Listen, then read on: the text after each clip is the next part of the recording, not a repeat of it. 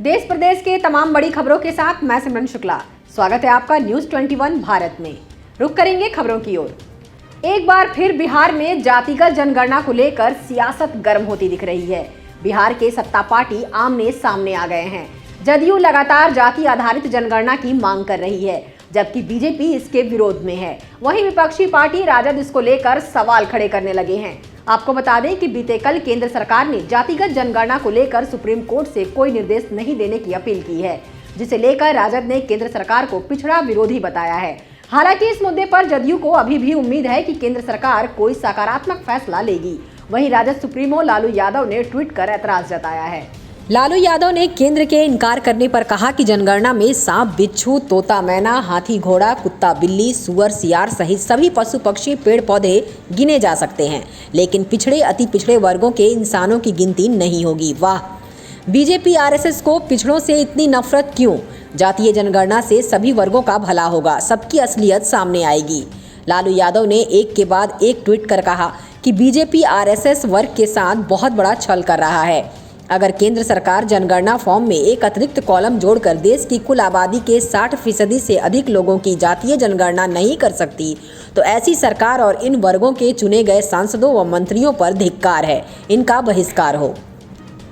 बंगाल में हथियारों का जखीरा बरामद हुआ है। माना जा रहा है कि इसके तार झारखंड से जुड़े हुए हैं। गौरतलब है कि बीते कल झारखंड और पश्चिम बंगाल सीमा के बराकर में 25 पिस्टल और कारतूस के साथ यास मोहम्मद उर्फ बबलू पकड़ा गया था। उसके निशानदेही पर ही पुलिस की टीम ने गिरिडीह जिला के बगोदर में राष्ट्रीय NH 33 के किनारे घंगरी टोल प्लाजा के पास अवैध मिनी गन फैक्ट्री की छापेमारी की। पश्चिम बंगाल की आसनसोल और गिरिडीह पुलिस ने मिनी गन फैक्ट्री को सील कर दिया है। वहां हथियार बनाने की मशीन और उपकरण भी मिले हैं। मिनी गन फैक्ट्री रियायत अंसारी के घर में है। पुलिस को आशंका है कि किसी बड़े वारदात को अंजाम देने के लिए इतनी अधिक संख्या में हथियार मंगाए गए थे। झारखंड पश्चिम बंगाल सीमा से 25 पिस्टल व 46 राउंड कारतूस बरामद हुआ था। झारखंड और पश्चिम बंगाल के सीमावर्ती क्षेत्र के बराकर इलाके में बीते कल पुलिस ने चेकनाका पर चेकिंग अभियान चलाया। इस दौरान एक बाइक के डिक्की से 25 पिस्टल और 46 राउंड गोली बरामद किया गया है। इस मामले में पुलिस ने कार्रवाई करते हुए कुल्टी निवासी एस मोहम्मद को गिरफ्तार किया था। राज्य सरकार ने 7 डीएसपी रैंक के अधिकारियों का आज तबादला कर दिया है। टंडवा डीएसपी के पद पर पदस्थापित विकास पांडे को हटाकर उनकी जगह शंभू कुमार सिंह को टंडवा का नया डीएसपी बनाया गया। इससे संबंधित अधिसूचना सरकार ने जारी कर दी है। डीएसपी झारखंड जगुआर रांची के पद पर पदस्थापित प्रदीप राव को डीएसपी बरहरवा बनाया गया। डीएसपी स्पेशल ब्रांच के पद पर पदस्थापित शंभू कुमार सिंह को टंडवा डीएसपी बनाया गया। डीएसपी झारखंड जगुआर रांची के पद पर पदस्थापित अमित कुमार सिंह को बड़कागांव डीएसपी बनाया गया। डीएसपी एसीबी रांची के पद पर पदस्थापित धीरेन्द्र नारायण बंगा को सारठ डीएसपी बनाया गया। डीएसपी टंडवा चतरा के पद पर पदस्थापित विकास पांडे को जैप 1 रांची का डीएसपी बनाया गया। डीएसपी सारठ के पद पर पदस्थापित आमोद नारायण सिंह को बीएसपीसीबी रांची के पद पर पदस्थापित किया गया। डीएसपी बड़कागांव हजारीबाग के पद पर पदस्थापित मोहम्मद निहालुद्दीन को डीएसपी स्पेशल ब्रांच रांची के पद पर पदस्थापित किया गया। इंडियन प्रीमियर लीग के 14वें सीजन में चेन्नई सुपर किंग्स का शानदार प्रदर्शन जारी है। शुक्रवार को आरसीबी के खिलाफ खेले गए मुकाबले में सीएसके ने 6 विकेट से आरसीबी को हराया। आरसीबी ने पहले बल्लेबाजी करते हुए 20 ओवर में 6 विकेट पर 156 रन बनाए। सीएसके ने 18.1 ओवर में 4 विकेट पर 157 रन बनाकर मैच जीत लिया। आरसीबी की ओर से हर्षल पटेल ने 2 जबकि युजवेंद्र चहल और ग्लेन मैक्सवेल ने एक विकेट लिए। लक्ष्य का पीछा करने उतरी सीएसके की टीम ने शानदार शुरुआत की और सलामी बल्लेबाज ऋतुराज गायकवाड़ और फाफ डुप्लेसी ने पहले विकेट के लिए 71 रनों की साझेदारी की। चहल ने गायकवाड़ को आउट कर सीएसके को पहला झटका दिया। गायकवाड़ ने 26 गेंदों में 4 चौकों और 1 छक्के की मदद से 38 रन की पारी खेली। आज की शाम झारखंड में म्यांमार में बने चक्रवात का असर दिख सकता है। मौसम वैज्ञानिक के अनुसार यह बंगाल की खाड़ी से होते हुए ओडिशा की सीमा के आसपास आएगा। आज झारखंड के उत्तरी तथा मध्य भाग में कहीं कहीं हल्के से मध्यम दर्जे की बारिश हो सकती है। सरायकेला को छोड़कर शेष जिलों के लिए मौसम केंद्र ने येलो अलर्ट जारी किया है, जबकि 26 सितंबर को भी इसका राज्य में कहीं कहीं गर्जन के साथ वज्रपात हो सकता है। 27 सितंबर को पूरे राज्य में हल्के दर्जे की बारिश हो सकती है। 28 से कहीं कहीं बारिश हो सकती है। एक बार फिर झारखंड में गड़बड़ी का मामला सामने आया है। झारखंड उच्च न्यायालय के निर्माणाधीन भवन की योजना में अभियंताओं के कारण गड़बड़ी हुई थी। बता दें कि झारखंड हाईकोर्ट का नया भवन धुरवा के तिरिल मौजा में बन रहा है। झारखंड हाईकोर्ट के भवन निर्माण में अनियमितता की शिकायत की गई थी। न्यायालय में भी इससे संबंधित मामला दर्ज कराया गया था। मामले में भवन निर्माण विभाग ने निलंबित तत्कालीन अभियंता प्रमुख रासबिहारी सिंह और सेवानिवृत्त प्रभारी अभियंता प्रमुख अरविंद कुमार सिंह समेत कुल 14 अभियंताओं को अनियमितता का दोषी मानते हुए कार्रवाई की है। इस मामले में 8 इंजीनियरों को निलंबित किया गया है, जबकि 2 पर विभागीय कार्रवाई का आदेश है। वहीं सेवानिवृत्त हो चुके एक अभियंता पर पेंशन नियमावली के तहत विभागीय कार्रवाई की गई है और 6 को इसी नियमावली के तहत शो कॉज किया गया है। आपको बता दें कि झारखंड हाईकोर्ट के भवन निर्माण में अनियमितता की शिकायत की गई थी। न्यायालय में भी इससे संबंधित मामला दर्ज कराया गया था। अधिकारियों और निर्माण करने वाले ठेकेदार रामकृपाल कंस्ट्रक्शन लिमिटेड की मिलीभगत से वित्तीय अनियमितताओं का आरोप है। शिकायत में कहा गया कि शुरुआत में हाईकोर्ट भवन के निर्माण के लिए 365 करोड़ रुपए की प्रशासनिक स्वीकृति दी गई थी। टेंडर के बाद 100 करोड़ घटाकर ठेकेदार को 265 करोड़ में काम अलॉट किया गया। बाद में एस्टीमेट को रिवाइज्ड कर 697 करोड़ कर दिया गया। बड़ी राशि के लिए सरकार से अनुमति भी नहीं ली गई। नया टेंडर भी नहीं किया गया। देश में जातिगत जनगणना कराने की मांग को लेकर सियासत गर्म हो गई है। पहले यह मांग सिर्फ बिहार से की जा रही थी, लेकिन इस मांग को और तेज करने के लिए राजद नेता तेजस्वी यादव ने देश के 33 बड़े नेताओं को पत्र लिखा है। आपको बता दें कि बिहार में जातिगत जनगणना को लेकर सत्ताधारी पार्टी भी आमने सामने आ गए हैं। जदयू जाति आधारित जनगणना कराने की मांग कर रही है तो बीजेपी इसके खिलाफ है।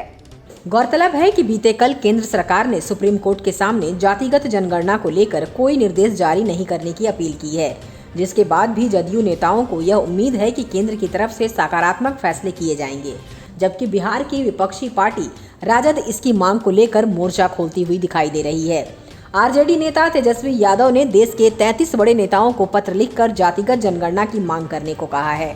तेजस्वी ने कहा है कि केंद्र सरकार जातिगत जनगणना को लेकर उदासीन एवं नकारात्मक रवैया अपना रही है। जाति आधारित जनगणना की मांग को राष्ट्र निर्माण में एक आवश्यक कदम के रूप में देखा जाना चाहिए। जातिगत जनगणना नहीं कराने के खिलाफ सत्ताधारी पार्टी बीजेपी के पास एक भी तर्कसंगत कारण नहीं है। आज नामकुम अंचल और प्रखंड मुख्यालय में रांची डीसी छवि रंजन अचानक पहुंचे। डीसी के आते ही मुख्यालय में आपाधापी मच गई। औचक निरीक्षण की जानकारी मिलते ही कई कर्मचारी मुख्यालय की तरफ भागे। डीसी ने अटेंडेंस की जांच की और ड्यूटी से गायब कर्मियों की जानकारी मुख्यालय के पदाधिकारियों से ली।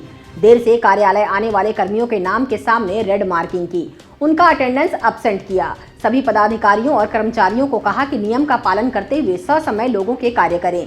पेंडेंसी किसी भी हाल में बर्दाश्त नहीं की जाएगी। आम लोगों को कार्य कराने में किसी तरह की परेशानी नहीं होनी चाहिए, इसका ध्यान रखें, नहीं तो लापरवाही बरतने वाले कर्मियों को बख्शा नहीं जाएगा। रांची के डोरंडा से छिनतई का मामला सामने आया है। बताया जा रहा है कि डोरंडा फिरदौस नगर इमामबाड़ा के पास रहने वाली एक महिला साबरा खातून, जिनकी उम्र 60 वर्ष है, वो आज सुबह 7 बजे मॉर्निंग वॉक से लौटने के दौरान डोरंडा के posh area Hinoo registry office के समीप काले बाइक से सवार 2 युवक उस महिला से सोने के चेन और एक कान की बाली छीनकर फरार हो गए। महिला ने बताया कि सोने के चेन 80,000 रुपये एवं कान की एक बाली की कीमत लगभग 15,000 रुपये थी। इस संबंध में डोरंडा थाना में FIR दर्ज कराया गया है। आदिवासी एवं मूलवासी सामाजिक संगठनों के कोर कमेटी की बैठक रांची में डॉक्टर कर्मा उरांव की अध्यक्षता में हुई, जिसमें स्थानीय एवं नियोजन नीति को लेकर विभिन्न सामाजिक एवं युवा संगठनों राज्य स्तरीय प्रतिनिधि सभा में उपस्थित थे। डॉक्टर कर्मा उरांव ने कहा कि 1 अक्टूबर 2021 को मोराबादी मैदान स्थित गांधी प्रतिमा के समक्ष विराट सत्याग्रह सह महाधरना आयोजित होगी। 6 नवंबर 2021 को रांची में विभिन्न राजनीतिक दलों के प्रतिनिधि, राज्य के विधायकों, सांसदों के साथ सामाजिक संगठनों के साथ खुली बहस आयोजित होगी। 15 नवंबर तक स्थानीय नीति व नियोजन नीति के संदर्भ में सरकार सकारात्मक निर्णय ले अपेक्षा की जाती है। ऐसा नहीं होने पर मोराबादी मैदान में विराट रैली की जाएगी, जिसकी तिथि बाद में घोषित की जाएगी। मुख्य मांग यही है, 21 साल तक झारखंड में झारखंडियों की सरकार बनी, जिसमें आदिवासी गैर आदिवासी भी मुख्यमंत्री रहे, सदान भाई लोग मुख्यमंत्री रहे और मंत्री रहे, लेकिन ये स्थानीय नीति, डोमिसाइल की नीति आज तक अनसॉल्व रहा। यही हमारा प्रश्न है। और हमने देखा है कि +2 की शिक्षक की नियुक्ति में 1233 आदमी का बहाली हुआ था। मैंने उसको खंगाला तो उसमें से 483 आदमी यूपी के लोग नियुक्त हुए थे। एक कैसा राज्य है। झारखंड की अवधारणा बनी यहाँ की आबादी के लिए, यहाँ के मूल तत्व यहाँ के भूमिपुत्र हैं। भूमिपुत्रों को न राजनीति में प्रश्रय मिल रहा है, न उद्योग धंधे में प्रश्रय मिल रहा है, न कारोबार में मिल रहा है, न व्यवसाय में मिल रहा है और न सरकारी पदों पर नियुक्ति अभी रोकी गई है और स्थायी नीति नहीं बन रही है और लाखों लोग बेरोजगार गांव-गांव में बैठे हैं पढ़ लिख करके, हमारे विद्यार्थी शिक्षक बनने के लिए, 3rd 4th ग्रेड में बनने के लिए, अफसर बनने के लिए।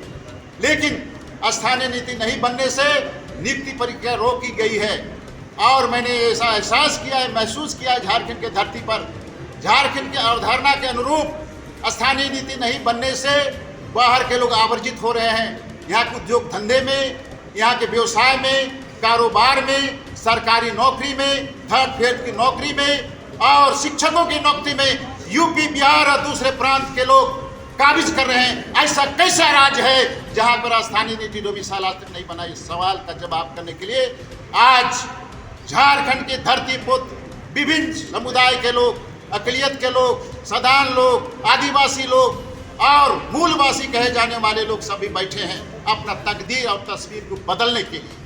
ये सवाल है, इसी पर आज विचार विमर्श आज होगा। आज पंडित दीनदयाल उपाध्याय जी की जयंती पर लोअर चुटिया द्वारकापुरी भारतीय जनता पार्टी के कार्यकर्ताओं द्वारा पंडित दीनदयाल उपाध्याय जी की जयंती मनाई गई। इस जयंती के उपलक्ष्य में बीजेपी चुटिया मंडल के कार्यकर्ता ने कहा कि पंडित दीनदयाल उपाध्याय भारतीय राजनेता, राष्ट्रीय स्वयंसेवक के बड़े विचारक और संगठनकर्ता थे। पंडित जी के नाम से मशहूर दीनदयाल उपाध्याय का जन्मदिन है। इसी दिन उनकी याद में अंत्योदय दिवस भी मनाया जाता है। हिंदुत्व की विचारधारा से गहराई से जुड़े होने के बाद भी दीनदयाल उपाध्याय को एक अलग विलक्षण विचारधारा से जोड़कर देखा जाता है। उनकी एकात्मक मानवतावाद की विचारधारा समूचे राष्ट्र एक ही दृष्टि से देखने पर जोर देती थी, जिसके लिए उन्होंने जीवन समर्पित कर दिया था। हम लोग डॉक्टर पंडित दीनदयाल उपाध्याय जी का जयंती मना रहे हैं। चुटिया के बूथ नंबर 325 से 330 के अंदर में, इसमें जितने भी मंडल के कार्यकर्ता हैं, हम लोग सबों ने इसमें काफ़ी योगदान दिया है और सभी मंडल के कार्यकर्ताओं को इस कार्यक्रम में बहुत बहुत बधाई। हम लोग उनका आभार प्रकट करते हैं। दीनदयाल जयंती झारखंड प्रदेश भाजपा बूथ स्तर पर मना रही है, जहां भारतीय जनता पार्टी के प्रदेश अध्यक्ष, राज्यसभा सांसद दीपक प्रकाश समेत विधायक एवं पार्टी कार्यकर्ताओं ने दीनदयाल उपाध्याय को याद किया। इस मौके पर प्रदेश अध्यक्ष, राज्यसभा सांसद दीपक प्रकाश ने कहा कि दीनदयाल उपाध्याय इस देश के महेशी थे, जो राजनीति की तस्वीर राष्ट्रवाद के रूप में बिखरने का काम किया था। जनसंघ के संस्थापक से उनकी प्रेरणा से वैचारिक चीजों से मानवतावाद से अंत्योदय और संस्कृति की राष्ट्रवाद का एक कल्पना दिखाया था। उस कल्पना को साकार करने के लिए, उनके विचारों को साकार करने के लिए नरेंद्र मोदी की सरकार और जहां जहां भारतीय जनता पार्टी राज्य में सरकारी रही, अंत्योदय के सपनों को साकार करने का काम कर रही है। अपने कार्यकर्ताओं के साथ मिलकर के संवाद कर रहे हैं, बातचीत कर रहे हैं और दीनदयाल जी के जयंती को हम मना रहे हैं। तो राष्ट्रीय अध्यक्ष ने कहा कि मेरी ओर से भी हटिया विधानसभा के 296 बूथ के जो कार्यकर्ता हैं, जो समर्थक हैं, जो हमारे मतदाता हैं, उनको हमारी ओर से भी आप नमस्कार और उनको अभिनंदन करने का। और आज सौभाग्य का विषय है कि हम लोग यहाँ एकत्रित हैं और उस बूथ के पदाधिकारी एकत्रित हैं जहाँ पर भारतीय जनता पार्टी के प्रदेश अध्यक्ष का निवास है और बूथ है। रांची जयपाल सिंह मुंडा, यह नाम झारखंड की किताब के पन्नों में स्वर्णिम अक्षरों में लिखा जा चुका है। साल 1928 में ओलंपिक में इंडिया को गोल्ड मेडल दिलाने वाली हॉकी टीम के कैप्टन मरांगोम के जयपाल सिंह का जिक्र आज हम इसलिए भी कर रहे हैं कि दिन बृहस्पतिवार तारीख 23/9/2021 स्थान प्रोजेक्ट भवन, जहां मोरांगोम के जयपाल सिंह मुंडा छात्रवृत्ति योजना के तहत झारखंड के नौनिहालों को विदेश पढ़ने के लिए भेजा जा रहा है। देखिए एक रिपोर्ट। एक तरफ तो उनके नाम से छात्रवृत्ति के तहत योजना की शुरुआत की गई, उनका नाम भुनाने की कोशिश, यह अच्छी बात है। चलो, कुछ तो सरकार ने अच्छी पहल की। लेकिन दूसरी तस्वीर आप देखिए। आप साफ तौर पर देख पा रहे होंगे, यह जो प्रतिमा आप अपने स्क्रीन पर देख रहे हैं, वह वही जयपाल सिंह मुंडा की प्रतिमा है जो बिल्कुल जलमग्न होते हुए दिखाई दे रही है। राजधानी रांची के बीचों बीच स्थित यह जयपाल सिंह मुंडा के नाम से स्टेडियम बना हुआ है, जहां पर उनकी मूर्ति भी लगी हुई है। यह देख के पीड़ा होती है कि इस महान व्यक्तित्व के इंसान की प्रतिमा आज जलमग्न है और जलकुंभी ने उनको चारों तरफ से घेर रखा है। कोई सूद लेने वाला नहीं है। जब इनकी जन्म तिथि या पुण्यतिथि होती है तो नेता, मंत्री और संगठन से जुड़े लोग आते हैं और इनकी प्रतिमा पर माल्यार्पण कर अपनी चेष्टा को प्रकट करते हैं और फिर उन्हें भूल जाते हैं। साल में एक बार जरूर ऐसा नज़ारा देखने को मिलता है। कई मंचों से नेता, मंत्री, मुख्यमंत्री इनका नाम लेते हैं, इनके इतिहास को बताते हैं। खिलाड़ियों को इनके नाम पर सम्मान भी दिया जाता है और एक ऊर्जा उनके अंदर भरी जाती है। लेकिन जो हमारे असली हीरो हैं उन पर ही ध्यान नहीं दिया जाता। मिली जानकारी के अनुसार हमें जो जानकारी मिली है कि इस स्टेडियम का काया पलट होने जा रहा है। पूर्व में नगर निगम के अधिकारियों द्वारा कहा गया कि जयपाल सिंह स्टेडियम में जयपाल सिंह की आदमकद प्रतिमा लगाई जाएगी। अभी जो प्रतिमा लगी हुई है वह काफ़ी छोटी है और इस स्टेडियम के आकार पर फिट नहीं बैठ रही है। नगर निगम के अधिकारियों ने बताया कि यहाँ अच्छी और बड़ी प्रतिमा लगाई जाएगी। हम भी यही हैं और आप भी। देखते हैं कि कब तक यह काम हो पाता है। दरअसल झारखंड में ऐसे कई धरोहर हैं जो आज रंग रोगन कार्य नहीं होने की वजह से जर्जर स्थिति में हैं। हमारे खबर दिखाने का मकसद यही है कि कम से कम हमारे झारखंड के जो धरोहर हैं उसको सही से रखा जाए ताकि इतिहास इसका गवाह बन सके। रांची से न्यूज़ 21 भारत के लिए शुभम कुमार की रिपोर्ट। आज मांडर प्रखंड में एक दिवसीय विकासमुखी जागरूकता सह निवारण शिविर लगाया गया, जिसमें मुख्य अतिथि के रूप में विधायक बंधु तिर्की उपस्थित हुए।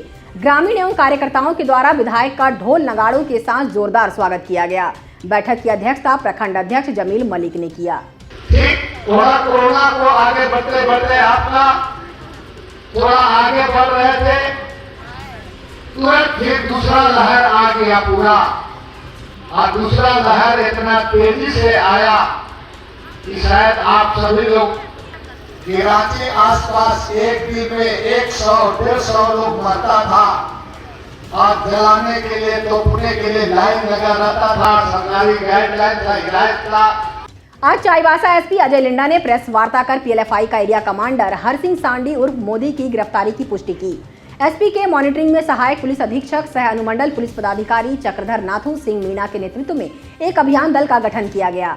अभियान के दौरान पूर्व से कई कांडों में वांछित प्रतिबंधित संगठन पीएलएफआई के एरिया कमांडर मोदी उर्फ हरसिंह सांडी पूर्ति और उसके साथ अन्य सहयोगियों ददुआ पूर्ति, डॉन बास्को सांडी पूर्ति, बिरसा सांडी पूर्ति, जॉन बोदरा, नाकी हुनी पूर्ति उर्फ सुशील हुनी पूर्ति को गिरफ्तार किया गया। अभियुक्तों के पास से हथियार, जिंदा कारतूस, प्रतिबंधित संगठन पीएलएफआई के लेवी वसूलने के पर्चे एवं रसीद, मोबाइल फोन एवं जरूरत के अन्य सामान बरामद किए गए। एसपी ने कहा कि पीएलएफआई संगठन के एरिया कमांडर मोदी उर्फ हरि सिंह सांडी पूर्ति उर्फ आकाश सांडी पूर्ति उर्फ सुखराम सांडी पूर्ति एवं उसके अन्य दस्ता सदस्यों के विरुद्ध हत्या का प्रयास, रंगदारी, आगजनी, पुलिस पार्टी पर हमला एवं अन्य नक्सली घटनाओं से संबंधित 31 कांड दर्ज हैं, जिसमें चाईबासा जिले में 28 कांड एवं खूंटी जिला में 3 कांड दर्ज है। तो अभी के बुलेटिन में बस इतना ही। बने रहिए मेरे साथ और देखते रहिए न्यूज़ 21 भारत। हमारे चैनल को लाइक और सब्सक्राइब करना ना भूलें। और अगर आपके पास भी कोई खबर है जो आप हम तक पहुंचाना चाहते हैं तो दिए गए कॉन्टैक्ट पर संपर्क कर सकते हैं।